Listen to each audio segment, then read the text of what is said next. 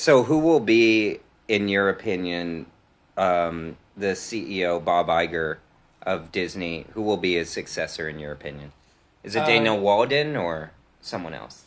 Peter Chernin? I think it's hard to tell because what I think is actually going to happen is simultaneously at Warner Brothers Discovery, David Zaslav has got to be falling out of favor, right? Mm-hmm. Like he's not friendly to creatives. He like boosted his bonus package in the midst of like a a writer strike and an actor strike, which is just like how blind and dumb do you have to be? And on top of that, like just lost the NBA deal. So Warner Brothers Discovery is really like really bleeding and he very badly wants to sell. So the question is Zaslav the guy to do it?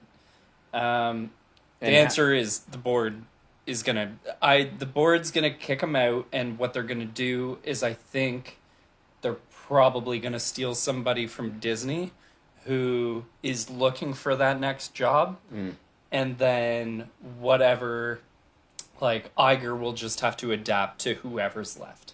Yeah. But with the interesting thing about Dana Walden too is that for her, she is actually like her and Kamala Harris are actually really good friends. Yeah. So I don't know. There's like a case where she's definitely. I don't think she would want to leave Disney to go to Warner Brothers. So I think she waits it out. What if she gets the CEO job of Warner Brothers? Wait, That's the thing. Or like, what? Warner Here, Brothers can I tell you what the worst case scenario, in my opinion, is? Sure. Kamala Harris wins the election. Dana Walden becomes the successor to Bob Iger. Warner Brothers Discovery gets sold by David Zaslav to Disney, and because they install a new FCC chairman, it will go through. Ooh, that's an interesting theory. That's my nightmare scenario. That causes a lot of problems, but it really depends on like Warner Brothers would just have to sell TNT in their TV channels, basically, in order to do it. Which they could do to probably Amazon would want them. So Amazon's an interesting player where it's really, I think it could be. I mean, Iger kind of makes his kind of reputation on these acquisitions, so he hasn't done one in a while, though. For that to happen, I don't think, like, they only just got, like, out of the Hulu thing, and they're just starting to get, like, profitable. So it doesn't really make sense. Like, they're in a really tight bind.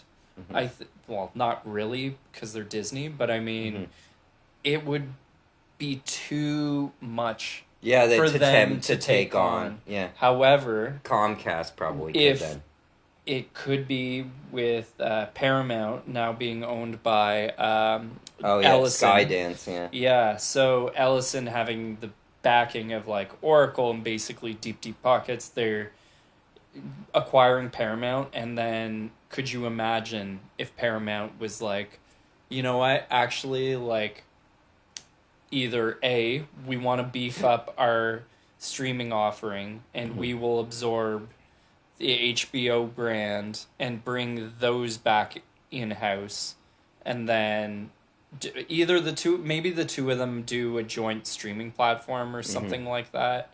I don't know, that's actually kind of a stretch, but it would be interesting if Paramount was just like, listen, we're getting big because there's not enough food to go around. Like, consumers already agree there's too many streamers. Yeah. So there might be room for like that kind of deal versus Disney. Like Disney right now would be, you know, at par with Apple, but Apple may just get out of it. Who knows? Apple might buy HBO. That's an interesting one because like or Warner Brothers. Having read and studied so much about Apple, their company, this Steve Jobs' philosophy through, even as told through his relationship with Ed Catmull, who was CEO founder of Pixar. Thank you, but Apple's business philosophy has always been original content. Like they don't acquire things. Like maybe Yeah, I'm they don't have wrong. they don't have They brands. did No, acquire Beats Audio, like Dre and stuff, to like boost Apple Music, yeah. but I don't see. I think it's too. What's your precious opinion of a on brand. Tim Cook? I liked him. Well, I liked Tim Cook as like To me, he's clearly a very savvy businessman. He has been successfully. He's a steady hand. That's the most polite way to put it. I mean, if you can look past like I love Apple, but like they coast. they're fucking doing some crazy shit over in China, and everybody just turns a blind eye. But and they're unlocking phones for like they're putting in backdoors for their government. But so just having said that, like So where does this whole streaming thing end, in your opinion? Like, give me just give me a pitch of like, it doesn't have to be accurate, but like what you think this will happen. Like, will happen. I could see. So Amazon. I think Amazon's gonna stay in the game because it's just like deep pockets. It doesn't seem like Bezos or whoever it might like they're printing money. So who gives a shit? And they just went in on live sports, so they probably wouldn't mind cable networks. So they could be a potential fit for Warner. But I think bottom line, like Warner is. It seems like they're done. So I think it would be cool, ideally, if Paramount and Warner teamed up as like one of the legacy media companies combined. And then I think Paramount has to take the Warner label. If you're, I don't know, but I think Warner's done. So you don't streaming think market? I think. So you think once the Skydance acquisition is like complete, they'll, and then the 2-year waiting period for that kind of thing ends, that Warner Brothers will sell to Paramount if they have the capital. Because like, as far as I know about all the companies, is that Sony was supposed to have a India TV deal where they merged like the electronics with the top company in India for $30 billion, but that fell apart. So they have all that money stashed away, and that's why they made the offer to Paramount, which they didn't get and explore too far. But so maybe they could acquire something, but that's not really, like, they've never been super interested in their own movie division ever since they bought it in '89. It's really video games, which they grew on their own. You mean? Sorry. Yeah, Columbia Pictures was previously owned by the Coca-Cola company. And then before that, it was like its own independent movie studio. It's been around for 100 years. But Sony acquired it in '89 and has basically kind of let it mostly run on its own. They're getting a bit more in PlayStation productions, but that's more PlayStation and their television production arm, not so much their movies. Like, they make less movies. So my worry is just that, like, if something like you said, Paramount and Warner Brothers merging, which is possible, especially because of Redbird Capital and Larry Ellison, that like it would just result in less movies, and that would suck. So it would be Warner Brothers, Sony, maybe that would be interesting. But Sony has a unique. Well, Sony can't buy. They're not encumbered right now, and that like they can. There's arms dealers, as like Matt Bellany kind of calls it. Yeah. Well, Sony called it themselves, actually. Yeah, so Sony's like an arm. I think Sony's film model seems to be like working for them. Whatever. Yeah. Aside. Save small sequels. Yeah, I mean, like the Spider-Man stuff. They're from Spider-Man, they're kind of screwing themselves on. They're not really. Do you think Kraven the Hunter could be good? J.C. Chandor directing. I don't think there's a chance that movie is good. I think there's just too much. It's very clear as a creative. I feel like there's just too much of a pattern of failure there. And you saw the new trailer for it, right? I just don't care. Okay, but you like Margin Call, right? Margin Call is steady. Yeah. Did you like All Is Lost? I didn't see that movie. Did you see Triple Frontier? Triple Frontier is like a little bit weak. And then what do you think about A Most Violent Year?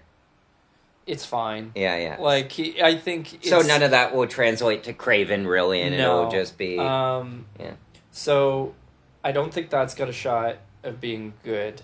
I believe in you. I'm a little surprised though that after this is just going on another tangent, but like after Uncharted, didn't it like do really well on PVOD? They probably made enough money on that. And Tom Holland like doing Spider-Man, I think he's good in Uncharted, and I really wish I'm like, even though that movie was just average. It was average, but it was fun. Yeah, where I want you're a sequel kind of so like, bad. yeah, where I'm like, oh, I could watch a bunch of these. Like, but Sony, if it's just Tom Holland doing stunt work, like, and just he's incredibly light on his feet in that movie. Like, just when he does the jump from like, there's just a scene where they're escaping the bad guys, and he jumps up onto the table and then through a hole or something, like so gracefully. I was like impressed. I think the problem is I'd like to see another Uncharted more than a Spider-Man, but they're gonna make another Spider-Man. They just got Destin Daniel Cretton assigned to it. See, I don't like that director. So like Shang-Chi's fine, but Short-Term 12 is okay. Back to the Uncharted, like, if they could just figure that out, like, that could be, like, a gigantic franchise for, like... Yeah, it could be the next big AAA franchise. And, like, Tom Holland, like, is very capable. Like, he's hasn't been right for the movies that he's picked. Like, Cherry was just abominable. He kind of doesn't have good taste in material. A Devil All the Time, I think he was in that. He was fine. I never watched that. But it was like, I don't know. But he is, like, as Nathan Drake, he's charming. He does he's his likable. version, You could see, you're like, yeah, I get why somebody would want to hang out with him. And, like, he also, the physical humor, which I know he loves because he's playing Fred Astaire. No, Fred Astaire, yeah. Is that who he's playing in the bio picture? Or, yeah. Or Gene Kelly, I think it might be. No, he played Gene Kelly on the lip sync battle. Okay, but I think that's, like, one of those is, like, his goal. Anyways. I have one question about Uncharted, though. Who would you cast as Elena Fisher? Because I told Sydney Sweeney she should be cast as Elena Fisher, and she kind of looked at me confused because she's, like, in Uncharted 2, and she's like, I don't know what you're talking about. But I shouted it at her from across the rail guard, and I knew I lost her by half the end of the sentence. But she would make a good Elena Fisher because she's blonde. And Zendaya would in a completely different way, just because they have the chemistry. And you know who that would have been perfect for? Florence Pugh. I could see. Actually, yes, I could definitely see. Who were you gonna say? No, mine was a bit of a time travel thing where it's like young Jennifer Lawrence would have slayed that part. Well, one thing next to a Tom Holland. Well, one thing that I think that they could like thread the needle on, but it would be so hard to do because I don't know one who would appeal to one and the other is like, what if they split the difference and made Elena Fisher? This would like piss off some of the hardcore fans, but what if they made Elena Fisher somebody like Brie Larson, who's like in between the ages of Mark Wahlberg and Tom Holland, and tried like almost a bit of like a love triangle just to bring like an element of tension. Like the fans would be so pissed at that, but that would be one thing to test those characters. However, there's not an ounce of like Brie Larson just tends to play cold. Like if you've seen she did very well in like Room. So but like I'm trying to think of like romantic chemistry and if she could actually scare that up. Like well, my thing, the reason I picked fine, but she's like I don't think Elena's like that shut up. So the reason I picked her was because she was the love interest of Mark Wahlberg in The Gambler when he was like just a laid back professor and she was his student, and then she has chemistry with Tom Holland because they were in Avengers Endgame together. So she has an individual relationship with both of them. Yeah. That's actually true. Yeah. I think, like, I am rooting for Brie Larson. I think people give her such the easy money. Yeah. Like, it's kind of... I don't know. Car commercials. Yeah. It's tough. But she's just, like, she's But then never she know does if something for- fun like again, Fast. it also, the Fast like- movies she appears in. So this also comes back to an earlier conversation that we had about like women in Hollywood just playing survival. Mhm. So you can kind of rationalize those type of decisions. Maybe not. Everybody's crypto. looking for a franchise, and she will now that she's like Captain Marvel. The sequel lost so much money that they like. I believe it's the lowest grossing MCU film and the lowest drop off for a sequel ever until like Joker comes along or something. But I heard people are like not so hot on Joker too. it's just boring. I thought the first one was boring, but this is boring and doesn't do anything with the premise. Lady Gaga isn't in it. And it's just... I heard that actually. I saw from the second trailer and I'm like, oh, it all takes place like... in his head. Partially in his head, but like just in the asylum that he's in. Like the whole movie. It's just him in the asylum and then cuts to him in court and then cuts to him in the asylum. He doesn't go anywhere in the city. Like, because that's what Joker was interesting, was him exploring the underbelly of the city. Yeah. But that's not there in this one. So, and then the songs that they pick aren't good, and they aren't interestingly filmed. So I think like Todd Phillips, I think people were so high on like Joker, and I feel like it's I an still incredibly never well really crafted. cared for it. Me I neither. never really cared for it. But great costuming, great performance by Joaquin. Like Joaquin's doing the most he thought could he was possibly do, but it's just like not anything that I'd be. I like, wouldn't have picked him. The fact that he wins, didn't he win the Oscar for Best Actor? That's just over awful. Leonardo DiCaprio for Once Upon a Time in Hollywood. Oh, that's fucked up. And Adam Driver in Marriage Story. That's so fucked up. And it's like, what annoys me is they gave it to Leo for The Revenant. This would have been a perfectly fine win for him for Once Upon a Time in Hollywood. But, like... Yeah. It's Leo is actually, like... Imagine if it's the thing where, like, they never win for the one they got. Yeah. Like, they never win for their best performance. It's all about whose time it is, which is why, as long as Night Bitch is okay, Amy Adams will probably win Best Actress, you know? I've heard so... That's awful. I really because like she it. should have won for Arrival, but That's true. Nocturnal Animals came out at the same time. The campaigns conflicted with each other, and they split the vote. So she wasn't even nominated for Arrival. That's upsetting. And that is clearly her far and away best performance. Yeah, she... I don't know. And she hasn't been in anything in several years. And I've heard also, like, just separate from all that, I've also heard that she's just, like, an incredibly nice person. Mm-hmm. Like, so that just, you want those wins for those people, but, like, for the choices that she makes, good God, like, I don't know, I feel like, maybe do you it's just, think it's again... availability of the roles for a woman her That's age? what I was actually just gonna say, is that they're like, yeah, there's only so many roles in, like, good movies for women of a certain age. I mean, like, look at the guys. Like, there's always a role coming in. There's always stories. They can always play the lovers no matter what age they're at. Yeah, so, I don't know. It's kind of tough to see, because you still want to see Amy Adams in movies every year, but you just wish, like, there When's were the last better... compelling character they had? Yeah.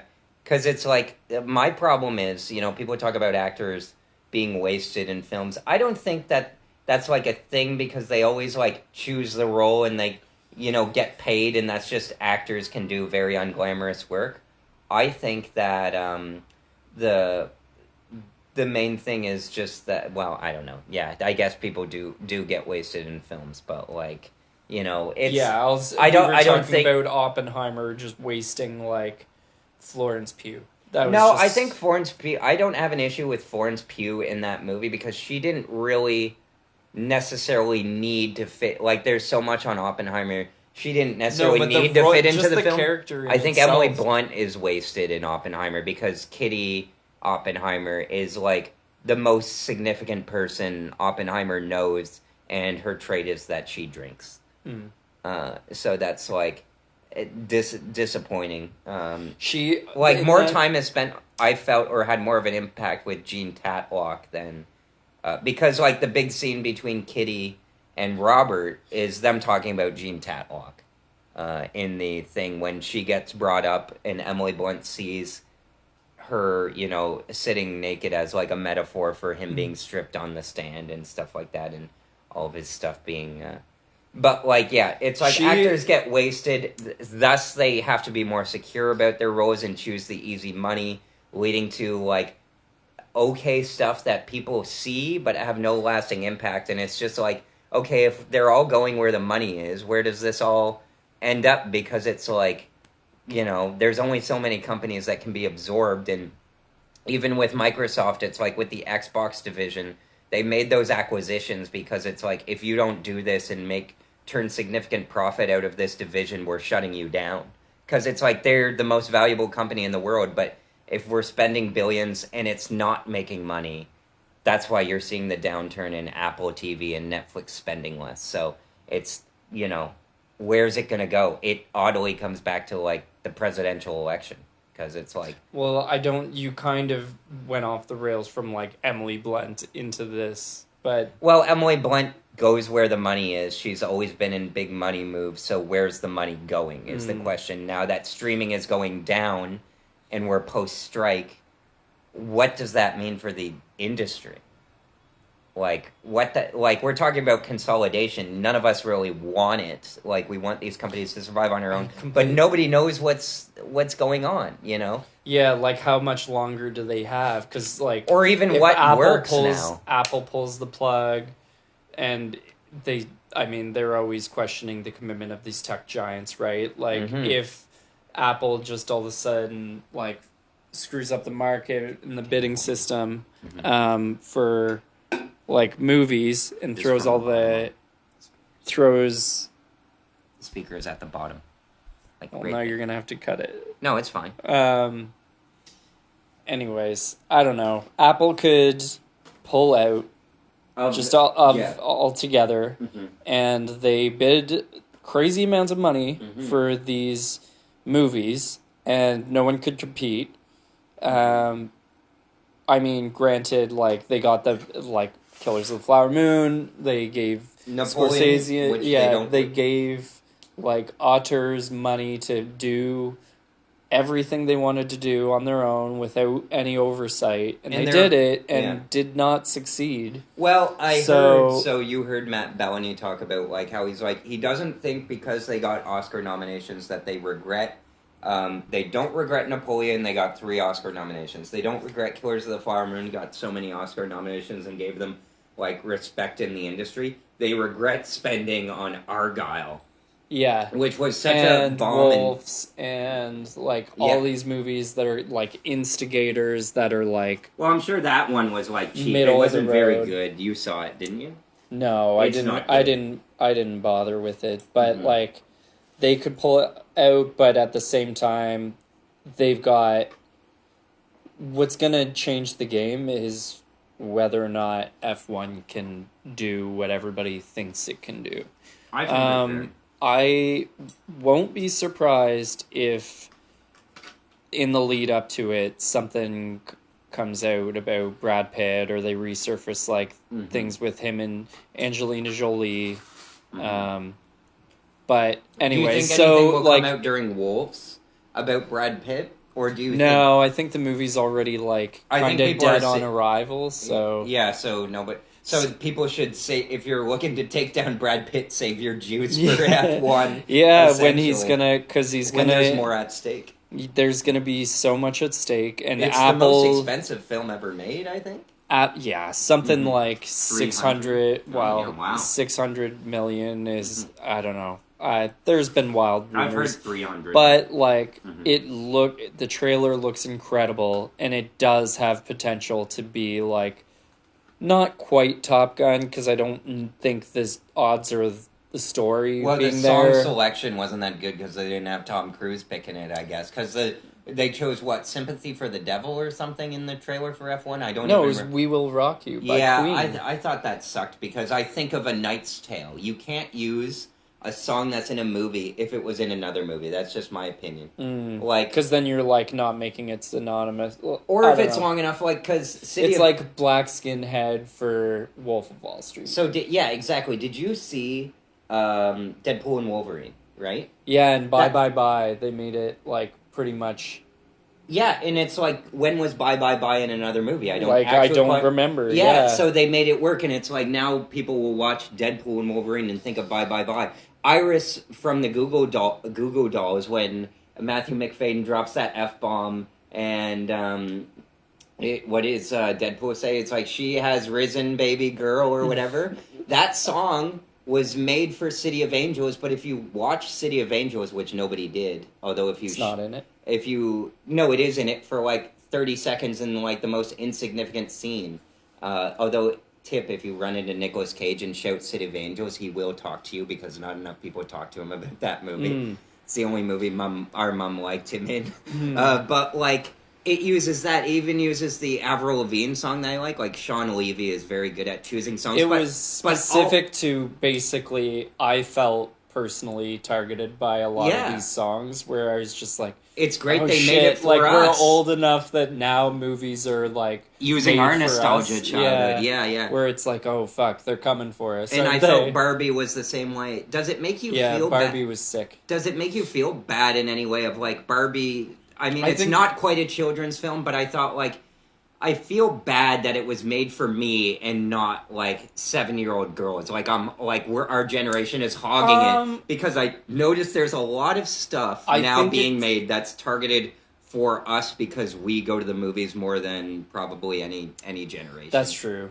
I think our generation just rules the media. Like, pretty much can understand the impact of going and seeing a movie in a movie theater. Whereas like younger generations, like I think I forget, was it on for now? Was it like Beetlejuice or something, like older actors saying when they talk to younger generation actors or people, they just don't go to the movies anymore. They're just it was Winona Ryder saying, and she was being quoted, but she was basically saying it about Millie Bobby Brown, her Stranger Things co-star, because Millie Bobby Brown recently said, I can't even watch a movie, I just end up looking at my phone 20 minutes in. And to me, that's not... annoying. It sounds terrible, and it's evidence of, like, why she's not in better films, aside from the market. But, like, then, Jenna Ortega is, like, just a huge film buff. And she seems really cool, actually. And she's super into films and talking about him, and that, like... She was really good in Hot Ones, like, on the Hot Ones episode. She was, like... she just seemed like, oh shit, she can hang. Yeah. So, I mean, the funny thing how this all kind of comes together is that, like, Beetlejuice opened to like 111 million. Nick even saw it, actually. Oh, did he? Yeah, and what do you think? He said, like, it was fine, which is like basically what everybody says. It's like boomer nostalgia, but and those writers, Alfred Goff and Miles Millar, they wrote aside from Kick-Ass, they also wrote Wednesday, which Tim Burton directed part of. So this kind of benefited from Wednesday, which was a super big hit. And people were like, the captain of like what's on Netflix was like, I'm getting messages of like when the new Wednesday movie comes out and they're talking about Beetlejuice. And the overall sentiment about the movie. Oh, they're doing a Wednesday movie? No, these people, because everything's on streaming, nothing is physical, everything's in a catalog. They see the vibe, they see Tim Burton, they see Jenna Ortega, and they think, oh, is this like the new season of Wednesday? Because it's the same director, the same writers, the same main star, and casual people don't like check titles. They're like, oh, that's that reminds me of that. So it's just kind of funny because they said about Beetlejuice that like it's fine, but what's funny is that it's $100 million, but they use stop motion and old techniques instead of CGI. I like that so much that it becomes like it's weirdly transgressive, because it's almost like a 90s movie on $100 million budget without being some cheap action throwback or something. Like, it's a tentpole movie, and now it's like, oh, and that there was love and care put into it too. Yeah. Like, that's actually like, I think that's interesting that Nick is, I think, notoriously hard critic in our household, and for him to just be like, it was fine, is actually like, it's worthy. Statement of it's worthy craft. Of respect, even if it isn't entirely getting all the way there. Like the care put into like well crafted. Colleen Atwood did movies the are, like, costumes. She won the only Oscar that the Harry Potter series has ever won for costume design for Fantastic Beasts and Where to Find Them. She's one of the best in the industry, and I'm sure if you go down the rest of the crews of like who did the set designs and stuff in the Tim Burton movies, So- they're always like the best people, and that's kind of what people are like. I see Wednesday, I remember Beetlejuice, I like Michael Keaton, I see this movie, it's all right. You got Willem Dafoe, Monica Bellucci, whoever Justin he's Theroux, dragging around. yeah. Yeah. So wait, whose win was Wednesday? Was that So that was Universal? that was a Netflix series that I believe was developed by No, Beetlejuice. I mean, MGM Television. Beetlejuice was made by Warner Brothers, and it's the Oh. movie that Warner Brothers started its relationship with Tim Burton, going from that to the Batman movies, and then they continued through that so all the way to Charlie and the Chocolate Factory, and then parted ways, and then he did Alice in Wonderland, and then okay, he did we don't a need stint it. with We Disney. don't need the whole filmography, but I'm just saying he ran out of steam with Disney, and now it's like we're back at Warner Brothers now. So it's interesting now to bring this back to who's going to survive in Warner Brothers, because this is like so badly what Warner. Well, not really. They're better at making movies than like it's like if you look at it, Warner Brothers and Universal, I would say in the past few years, they dominant. make better movies than Their hit Sony, rate. than Paramount, who have also done, than Disney, who just makes products. 20th Century Fox was the only one who could rival them. They were bought out by Disney, who just wants to use their IP. And so, like, Warner Brothers' year right now is Dune 2 and Beetlejuice. Which will be a Best Picture, and then they just cashed a big check from Wonka as well. Oh, right. Yeah, Timmy C representing that he can, in fact, open a movie, which kind of brings us to his potential. This could be his year, because he's going to do Complete Unknown, Old White Dudes Love, Bob Dylan.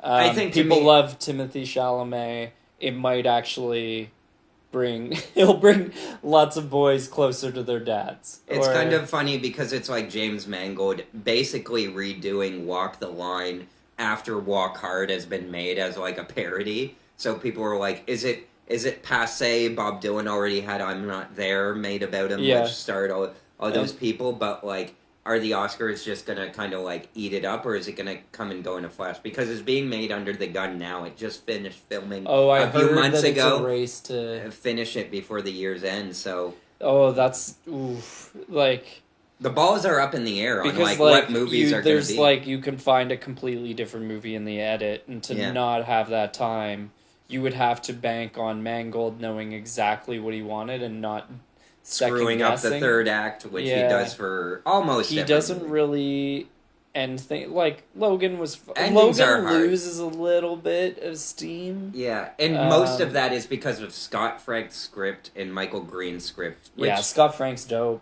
Yeah. Shout out to the Queen's Gambit lovers. Woo! Yeah. Oh, and he also didn't. He didn't do Ridley. I don't know. He did So something like else recently. Warner's gonna have a pretty good year, Mhm. and then Well, they're the only pure entertainment company. Everybody else is like entertainment and then theme parks, entertainment and then cable, entertainment and then, whatever the heck it is, hardware, electronics. The question remains then: if Warner Brothers is the best at making movies, that would be the interesting part of acquiring them. So, like, if you're acquiring them for their profitable film production, you might say Amazon desperately needs that, and they actually have indicated they will commit movies to theater runs. So I think with a backer like Amazon, Warner Brothers could like do really, really, really good stuff in Hollywood if Amazon. It pains me to say, but if Amazon did buy them, like if it's going to be them going to somebody else just to die, like Amazon wouldn't let it die. Well, what do you They'd think? Probably just produce movies under the banners of, well, MGM's going to be gone. They'll probably roll that into Warner Brothers. No, MGM is owned by Amazon. Yeah, I know, but like as a brand being put in front of a movie, like do they not they'll probably want Amazon Studios, but you would think for the legacy of a movie and if they leave them detached, then they will be allowed to produce still under the Warner Brothers brand, but it would also just add value to Amazon Prime, which in turn feeds into. So, like, Do you know? Amazon is Yeah. the best, probably the best fit. But did you know that Fallout was made by MGM, now called Amazon Studios, and that was a big fat hit? Sorry. The Fallout TV show was made by MGM. Yeah, yeah. Yeah, and then they also made The Handmaid's Tale, and stuff. Oh. Their only problem, and this So the would TV department is actually still like huge. Yeah. actually That's the summer I turned pretty is decent for one season is decent. No season 2 on that one. Don't watch it. Yeah, don't like it was I couldn't, and I liked I liked the first season. But That was me for the first few episodes of and Sex Lives then- of College Girls. that was that show's good. But I didn't watch the second season. Yeah. But Amazon, like Modern Love, super well produced. Every once in a while, something ends up there that you're just kind of like, oh, I'll give it a watch. Like Reacher's doing really well. So yeah, the Cross coming this fall is basically of that ilk. If they've got their TV and The Boys, I forgot about that. That's kind of spinning off, though. I heard not great things about the latest season, and I was. It was. I thought it was solid. Okay, because I didn't watch the newest season. It's good. I think there's some puzzling things that I don't think quite pay off, but it's fine. Do you think they'll succeed with their, like, I believe Gen V was canceled, but they're planning another spin-off of it? I think that if they're going to do that, they should just do smaller self-contained stories. Like, if Gen V is the thing, maybe it is just, like, a spin-off mini-series or something like that that's only intended for one season instead of... That's the problem. So many of these they're like, TV oh, shows... this is a new series. Yeah, they should like, just... No, you don't need to go that far. Like, there's just too many series. It's like the paradigm shifted to TV, and we got a bunch of these great TV shows, but then we're also... It's like, this could... Like Sex Lives of College Girls or The Summer I Turned Pretty, it's like, those could have been movies. And then, because they're only good for, like, one season, and now it's sort of like... It might shift back a little from now that, like, the peak TV is over, as they declare. So turning some TV shows in the editing room, like, if it's not working as a show, maybe being like, is there enough story here to make the movie? Like Moana 2, that was a TV series, and they... Which is actually now... I was skeptical about Moana when they said that, and then I was like, a TV story, like a Disney Plus TV story, is like not exactly encouraging. But we watched Aladdin, the TV show, growing up. But if you think about it and trimming down, like how many like all the Disney stuff is like there's too many plot lines to fill out. Like just focus on one story. So if they were like they trimming down the Moana story to be, I still haven't rewatched it, but like it might be like. It was, I just remember it being... Zootopia. I remember it being just fine. But anyways, maybe it'll circle back. I think genuinely, like, I think the spot for TV nowadays, for prestige TV, is really just, like, adapting, like, books into series. Like, Fleischman is in Trouble. Always a safe bet going back to the 30s. Station 11, like... That was, I hear that's a better TV show than it was a book, even. It's really good, and, like, normal people, incredible. But the other Sally Rooney adaptations... Also it's so-so. But it seems like the other Sally Rooney adaptations haven't quite hit as hard. But it's because, like, honestly, I think it was lightning in a bottle with, Lenny Abramson, the material... The actor and actress, like Paul Mescal and Daisy Edgar-Jones, like make or break that show, and they're so fucking good, and their chemistry is so nuts that's just that. But like, I think that's where TV should make up the bulk of its storytelling. Like, it's the perfect medium to tell those stories. And then, sure, there are other books that would just make better movies. But, like...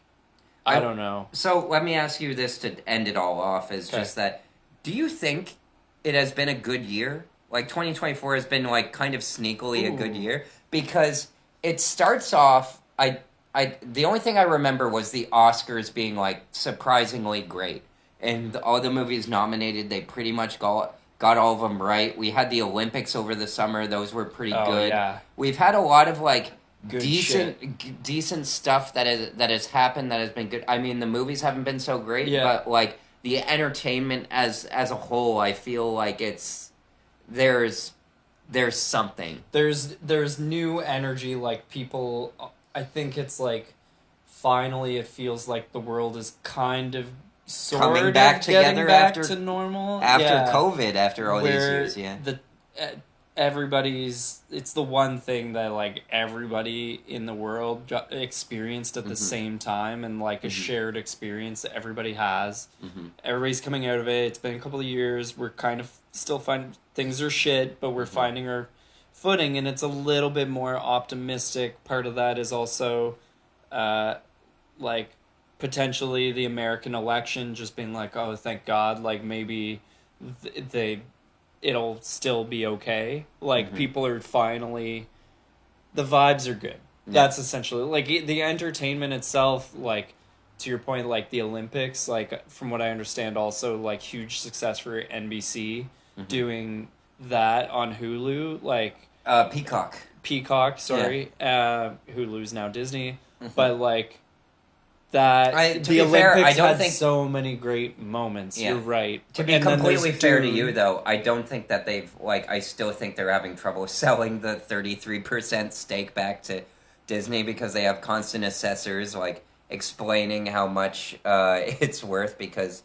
NBC is supposed to sell it to them for $5.5 billion, but now they're saying, oh, it's worth so much more, and Bob Iger is saying, no, it's not, but then he's also boasting about the quarterly earnings performance of Hulu, so it's kind of like a funny thing. But yeah, we'll have to see where it goes. I think the momentum will continue, and it will be a decent year. I think next year is going to be like Hollywood finally being like, okay, we're really back. Like, F1's good, and then I don't know. Like, I think actually, Fantastic Four.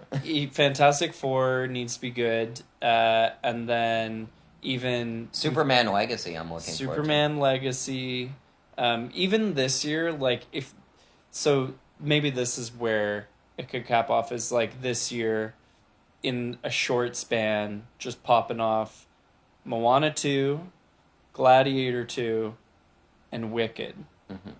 I don't think Wicked is going to be great. I think it'll be okay. You know what? I've talked to some people who are like big theater fans, and they're like, it's just incredible. And I hear the first half is incredible that they're adapting. Yeah, but they're hiding that it's part 1 of 2, which Dune did. And did the special effects bother you? I think they're going to be figured out. I honestly people say they're too digitalized. If you listen to John M. Chu? Yeah. John M. Chu, seems like real cool guy, separate. Seems like a genuine artist who cares about his shit and cares about his craft. Like, but he's not an auteur. I think with the material being kind of to fall back on, it's really like living and dying by his style. And I actually, at first, was like, this looks too special effects heavy from the first trailer I saw. Yeah, that's what I saw. And then I think I saw another trailer where it was more or less like fine-tuned. It's the same reason I think Captain America... Brave New World. That's going to be rough, I think. Yeah, it's like running on fumes. I think that, like, do you think that Deadpool... Like, they had 2 left. Like, they had the last James Gunn movie of Guardians of the Galaxy 3, which was just okay. Kind of forgettable, like, now that I think about it. It's fine, yeah. And then but the weakest of the 3, in my opinion. Yeah. Because I rewatched 2, and I'm like, 2 for the first hour, like, kicks ass. I heard... But that and Deadpool are kind of like an aberration for Marvel. And unless, like, why they hit the panic button with Doctor Doom, unless they can pull that together...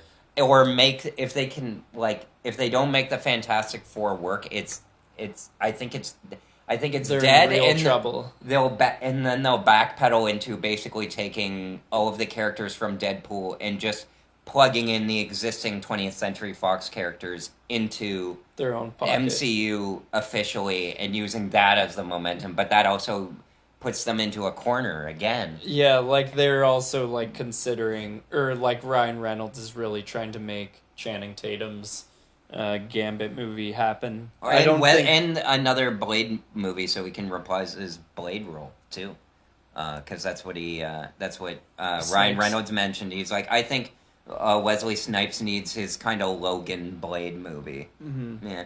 So. Yeah. But yeah, we'll see. I think it's looking tough right now for the Marvel side of things. I hope Feige really nails. I really want Fantastic Four to be good, and I know he really cares.